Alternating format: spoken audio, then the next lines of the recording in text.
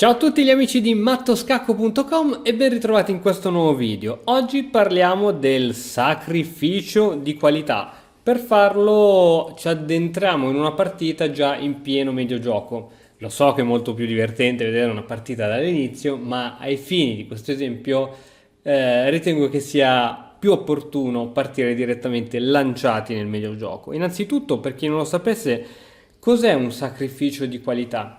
Non so se sai, ma la scacchiera è divisa, almeno l'abbiamo chiamata così, in pezzi leggeri, che sono cavalli, alfieri, eccetera, e pezzi pesanti, che sono le torri. Quando scambi vediamo se riesco a fare lo stesso colore, yeah! Quando scambi un alfiere con un alfiere, un cavallo per un cavallo, alfiere per cavallo, cavallo per alfiere, si dice che è semplicemente un cambio, cioè come quando io vado al mercato e non so, scambio una moneta da 2 euro e tu mi dai, aspetta prima che faccio gaff, mi dai 20 monete da 10 centesimi. In quel caso è uno scambio, nessuno di due ci ha guadagnato, abbiamo semplicemente fatto uno scambio. Stessa cosa quando cambi un cavallo per un alfiere per un cavallo. Poi, come avrai visto anche nei video che ho pubblicato in precedenza, in particolare un video dedicato ai valori dei pezzi, ci sono anche alcuni manuali che reputano che l'alfiere sia più forte del cavallo.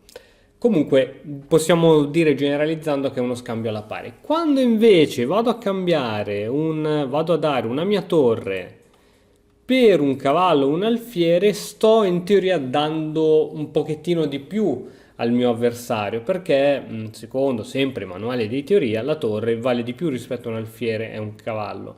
Perciò, che cosa vuol dire un sacrificio di qualità? Vuol dire che io sacrifico la mia torre per un cavallo, per un alfiere, per ottenere un altro tipo di vantaggio, perché tu sai che negli scacchi non c'è solo il vantaggio materiale, probabilmente il vantaggio immateriale è quello più importante, ma c'è anche il vantaggio di spazio, il vantaggio di iniziativa e quindi a volte un sacrificio di qualità ci permette di avere, non so, di far doppiare i pedoni al tuo avversario e quindi scombussolargli tutta la struttura pedonale, oppure ti permette di chiudere una posizione, oppure ti permette di aumentare le tue chance di attaccare o di difenderti, dipende proprio dalla situazione. Adesso non voglio farla troppo lunga, certo, questa partita è del 1959, giocata ancora col nostro mitico Bobby Fischer al bianco e col nero Joseph Cooper, un maestro internazionale. Ora, guarda bene questa situazione, Bobby è col bianco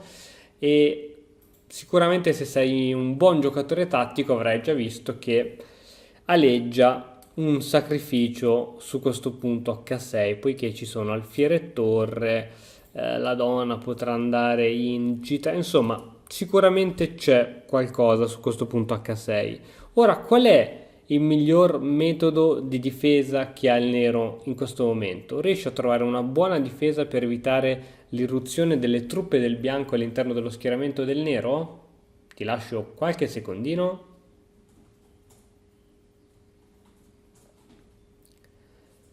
Ok, qui il nero giocò in partita re H7 con lo scopo di avvicinarsi e difendere ulteriormente questo punto. In realtà il nero non ha visto che c'era questo sacrificio di qualità, torre per cavallo.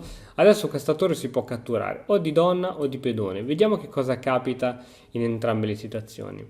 Se si cattura di donna, si lascia indifeso questo punto che si può catturare col cavallo e adesso si minaccia anche un'entrata di questo tipo. Oltre che minacciare la donna, questo cavallo è veramente molto forte ed era una ottima manovra difensiva.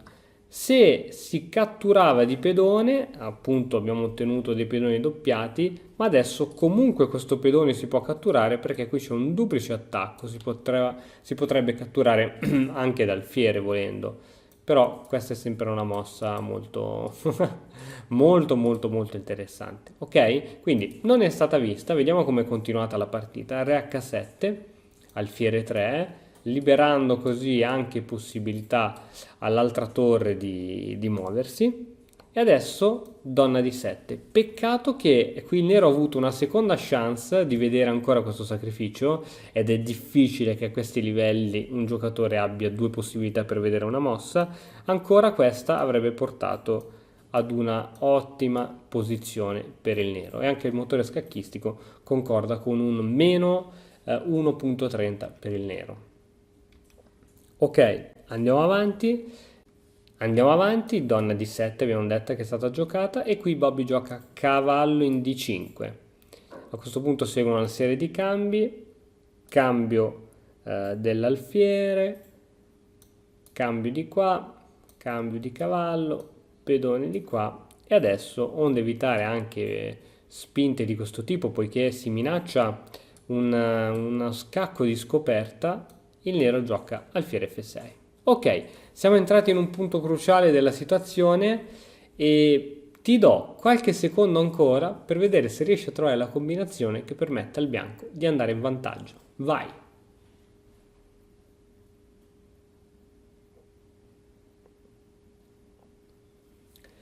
Ci vuole sicuramente coraggio per giocare questa mossa, ed è alfiere H6, si cattura il pedone e si mette praticamente a nudo il re avversario. Ora, chiaramente non si può catturare col re, si cattura di pedone, e adesso donna in E3. Lo scopo di donna E3 è andare ad attaccare su H6 con torre e donna.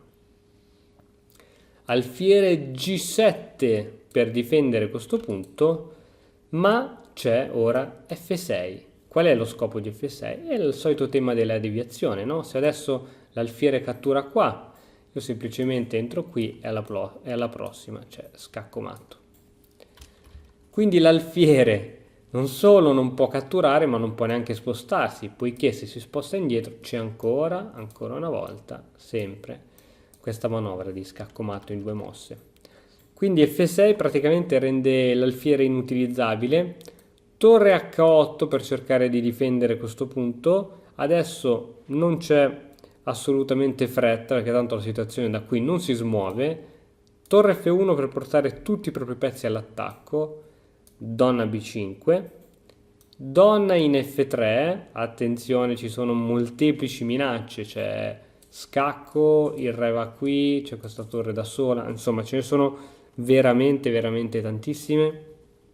E dopo donna F3, torre in C4 e donna F5, qui il nero abbandonò. Perché abbandona? Perché molti di voi commentano dicendo: ma io non capisco perché qui ha abbandonato, che c'è ancora un pezzo in più e la posizione non è finita.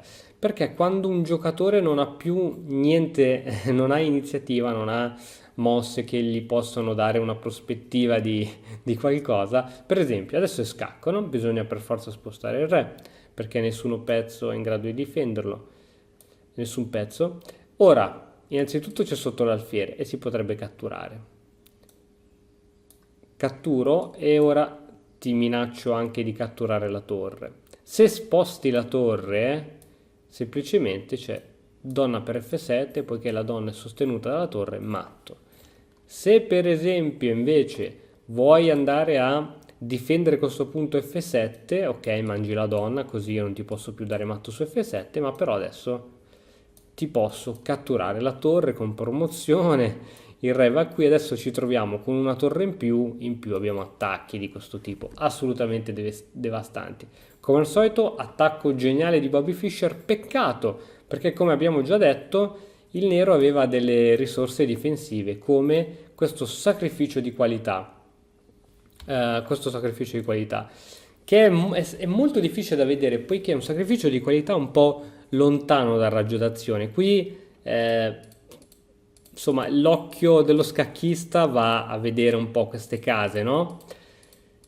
Mentre qui la mossa forte era il sacrificio di qualità dall'altro versante, che serviva proprio a deviare la donna, eccetera eccetera.